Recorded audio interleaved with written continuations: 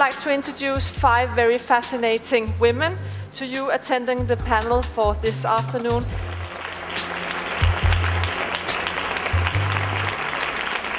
We found that gender was not addressed at all in the climate change debate. We see that women are being hit stronger with the disasters associated with climate change.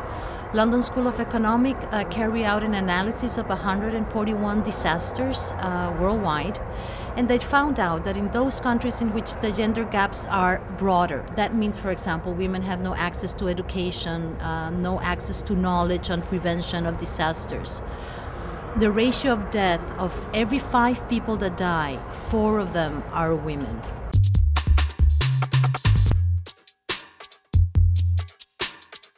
You know, farmers always complain about the weather. Constance has heard me say that. Is this just a bad patch of weather?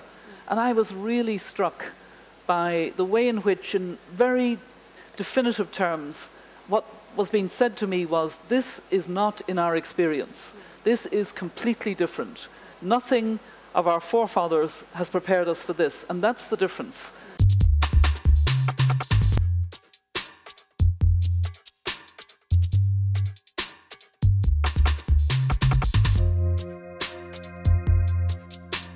After the floods, you find a lot of sickness, which used not to be there.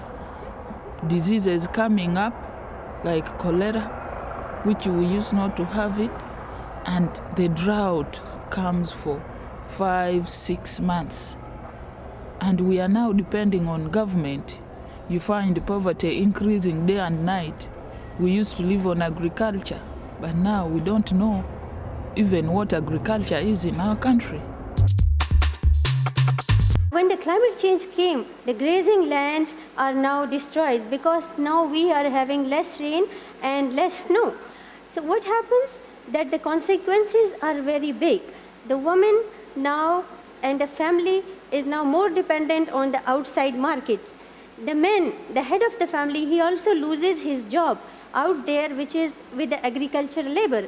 So he also leaves the place and goes to the cities. So this has changed the setup of the family. Now a woman automatically becomes head of the family. So her burden is now more. There's so many examples why women are important for the debate. Just to give you some ideas.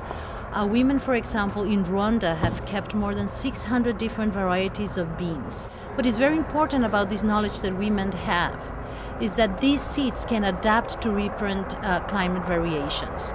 So right now, for example, the scientists are looking at that information that is in the hands of the women because they didn't went into monoculture.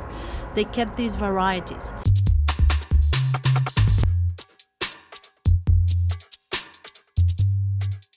We know that women produce most of the food in Africa, but look where the credits are going. Look where the initiatives in climate change are going.